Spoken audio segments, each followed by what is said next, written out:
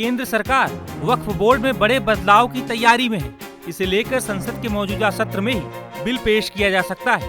Media reports के मुताबिक अगले 1 से 2 दिन में संसद में वक्फ बोर्ड में बड़े बदलाव को लेकर बिल पेश होने की संभावना जताई जा रही है। दरअसल वक्फ बोर्ड के कई अधिकारों को कम करने को लेकर ये बिल पेश होने वाला है। जानकारी के मुताबिक अभी वक्फ बोर्ड किसी भी प्रॉपर्टी पर अपना दावा कर सकता है, लेकिन नए बिल में वक्फ बोर्ड के दावों का वेरिफिकेशन जरूरी होगा। मीडिया रिपोर्ट्स की माने तो वक्फ बोर्ड में करीब 40 संशोधन की तैयारी है। वहीं इस मामले पर AIMIM चीफ असदुद्दीन ओवैसी ने केंद्र सरकार पर हमला बोला है।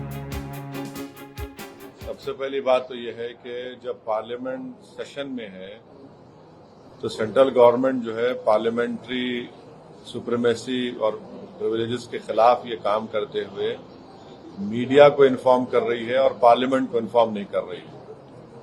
पार्लियामेंट जब चल रहा है तो सरकार का काम है कि इमीडिएटली आप पार्लियामेंट को इन्फॉर्म करते, बजाय इसके कि आपने मीडिया को लीक किया। अब जो मीडिया ने रिपोर्ट किया उसकी बुनियाद पर मैं ये कह सकता हूं कि ये जो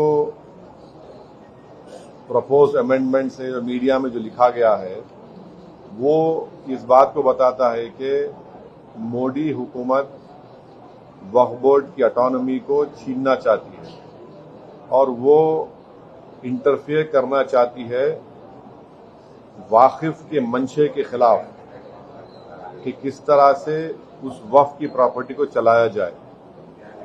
और ये खुद फ्रीडम ऑफ रिलीजन के खिलाफ है।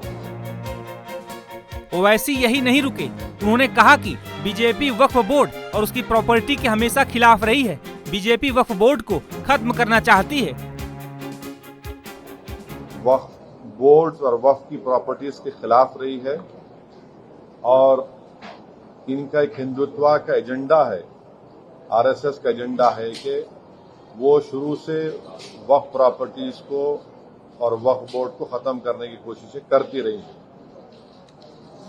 तीसरी बात यह है कि अब जो मीडिया के रिपोर्ट्स के ऊपर मैं अपना ये रिएक्शन दे रहा हूं कि एक बार किसी प्रॉपर्टी को वक्फ डिक्लेयर कर दिया गया तो हमेशा वक्फ रहता है। तो वक्फ एक्ट जो है 54 का है और 96 का है, जो 96 के एक्ट तो 2013 में अमेंड किया गया।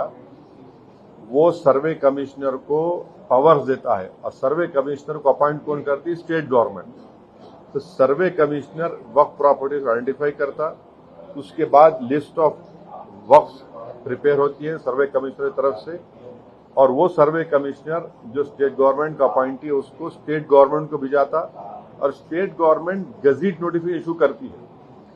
तो गजीट नोटिफिकेशन खुद एक ऑफिशियल एक्ट है और अगर गजीट नोटिफिकेशन 1 साल तक चैलेंज नहीं होती तो वो फाइनल हो जाती है और नेचर ऑफ वक्फ हो जाता है। इसको ये लोग चेंज करना चाहते हैं, यानी जो पहले से वक्फ हो चुकी हैं प्रॉपर्टीज, अब दोबारा उनको स्टैब्लिश करना पड़ेगा कि ये वक्फ है।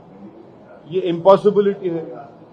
दूसरी बात यह है कि गजीट का जो कंक्लूसिव नेचर है उसको आप डाइल्यूट करना चाह रहे हैं। माने अब कई लोग वक्फ की प्रॉपर्टीज में एंक्रोचर्स है, इलीगल तरीके से वहां पर है, तो इनको एक मौका मिल जाएगा कि वो वक्फ प्रॉपर्टीज को बोलेंगे कि हमारी प्रॉपर्टी है, प्राइवेट वक्फ की प्रॉपर्टी नहीं है। और कोई भी प्रॉपर्टी में ये झगड़े होते कहीं ना कहीं, तो उसको एक एंक्रोचर्स को एक मौका मिल जाएगा। तीसरा न्यूज रिपोर्ट ये बोलता है कि अमेंडमेंट इन एस्टेब्लिशमेंट और कंपोजिशन ऑफ वक्फ बोर्ड। तो ये एक्ट खुद ये बोलता है कि हर स्टेट में एक वक्फ बोर्ड होना चाहिए और बोर्ड रिस्पॉन्सिबल होगा उसके एडमिनिस्ट्रेशन और मैनेजमेंट ऑफ वक्फ प्रॉपर्टीज के लिए। अब अगर आप अमेंडमेंट करेंगे establishment and composition of Waqf board में तो एक एडमिनिस्ट्रेटिव कियोस होगा। इसके साथ ही ओवैसी ने केंद्र सरकार पर कई आरोप लगाए और कहा कि बीजेपी सरकार वक्फ की प्रॉपर्टी को नुकसान पहुंचाने के लिए ये कर रही है। ये गवर्नमेंट इन ट्राइब्यूनल्स को डाइल्यूट करना चाहती है। अब ये ट्राइब्यूनल्स के पावर्स को डाइल्यूट कर देंगे तो फिर ये केसेस का क्या होगा? इनएफेक्टिव इन्फोर्समेंट होगा। 5वीं बात जो मीडिया रिपोर्ट्स के ऊपर मैं बोल रहा हूं आपको इसमें लिखा गया कि अगर कोई डिस्प्यूटेड प्रॉपर्टी है तो डिस्प्यूटेड प्रॉपर्टी का ये लोग बोलेंगे नहीं प्रॉपर्टी डिस्प्यूटेड है, इसका सर्वे हम कराएंगे। अगर कोई प्रॉपर्टी डिस्प्यूट है तो उसका फैसला जुडिशरी करती। यहां पर मोदी हुकूमत डिस्प्यूट क्रिएट करेगी, उसका सर्वे कराएंगे। अब सर्वे एग्जीक्यूटिव कराएगा या सीएम कराएगा या बीजेपी पावर बीजेपी कराएगी। अब जाहिर नतीजा क्या निकलेगा आपको मालूम। तो ये भी एक तरीका है उस डिस्प्यूटेड प्रॉपर्टीज को डिस्प्यूट बनाना, पहले फिर सर्वे कराना उसका, और सर्वे में रिपोर्ट लिख देना कि नहीं ये वक्फ नहीं है। ऐसे कई मस्जिद दरगाहें हैं हमारे भारत में जहां पर बीजेपी आरएसएस ये क्लेम करती है कि वो दरगाह और मस्जिद नहीं है।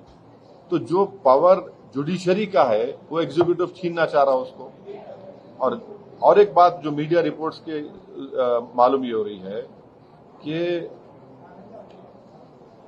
अब कोई कब्जा करके इंक्रोचर है तो वक्फ बोर्ड को पावर है, उसके पावर्स को अगर आप छीन लेंगे तो फिर पूरा ये तो लॉस होगा वक्फ प्रॉपर्टीज का। बता दें कि वक्फ बोर्ड में बदलाव को लेकर बिल पेश किए जाने के मामले पर कई प्रतिक्रियाएं सामने आई हैं। इस बीच बीजेपी नेता मोहसिन रजा ने इस मामले पर क्या कहा, सुनिए। उत्तर प्रदेश से मिलाकर पूरे देश में लाखों संपत्तियां वक्फ की हैं और उसमें लोगों को न्याय नहीं मिल पा रहा है। निरंकुश वक्फ बोर्ड हैं, वो अपनी शक्तियों से ऊपर उठकर लोगों को परेशान करते हैं। तमाम ऐसी प्रॉपर्टीज हैं, तमाम ऐसे मसले हैं जो सीधे शासन के पास आना चाहिए। अब जो अध्यादेश आएगा जिस पर चर्चा कराई जा रही है सदन में, भारतीय जनता पार्टी की सरकार ला रही है, वो इसलिए ला रही है क्योंकि अब कोई भी मसला आप वक्फ बोर्ड लेकर नहीं जाएंगे, आप पहले शासन के हमारे जो प्रशासन के अधिकारी हैं उनके पास लाएंगे, आप वो बताएंगे, अवगत कराएंगे, शासन को अवगत कराएंगे कि ये क्योंकि बड़ी बड़ी संपत्तियां हैं और वो चैरिटी के लिए हैं। वक्फ क्यों है? वक्फ इसलिए है कि दबे कुचले पिछड़े मुसलमानों के उत्थान के लिए बनाया गया वक्फ था और उसका कोई सदुपयोग नहीं हुआ है, दुरुपयोग ही हुआ है सन 47 से आज तक। कोई भी आप एक मुसलमान ले आइए और उसको लाके खड़ा करिए कि साहब इनको देखिए वक्फ से बड़ा फायदा मिला, इनका बच्चा पढ़ लिख कर आईएएस बना या इनका बच्चा पढ़ लिख कर डॉक्टर बना या इनका घर बनवाया गया, इन बच्चियों की शादियां करवाई गई, ऐसा कुछ भी नहीं है। तो इसलिए जाहिर सी बात है कि जरूरत है इस बात की कि चंद लोगों के अधिकार में आ गई हैं वक्फ की संपत्तियां, उसको उससे बाहर निकाला जाए और जिनकी संपत्तियां अवैध तरीके से वक्फ बोर्डों में दर्ज हो गई हैं उनको भी उससे निजात दी जाए, उनको निकालकर वापस उनको दी जाए। क्योंकि यहां पर यह निर्णय जो है ये जनहित का निर्णय है, आम जनता के हितों का निर्णय है, गरीबों का है, उनके कल्याण का है।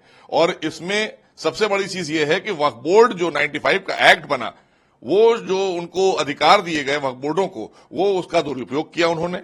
जितनी शक्तियां नहीं उससे ज्यादा ऊपर आकर उन्होंने काम किया और मनमाने तरीके से अपनी तरीके से उस संपत्तियों को दर्ज कर लेते हैं, फिर किसी को दे देते हैं, किसी को मुतवल्ली बना देते हैं। तो ये सारे अधिकार उन संपत्तियों को बचाने के लिए हो रहे हैं कि जो अवैध तरीके से वक्फ में आ गई हैं या जिनकी संपत्तियां वक्फ में हैं उनको उसके अधिकार नहीं मिल रहे हैं, वो अधिकार से वंचित हैं। वक्फ बोर्ड संशोधन बिल की अटकलों के बीच कई मुस्लिम धर्मगुरुओं ने इसे लेकर नाराजगी जाहिर की है।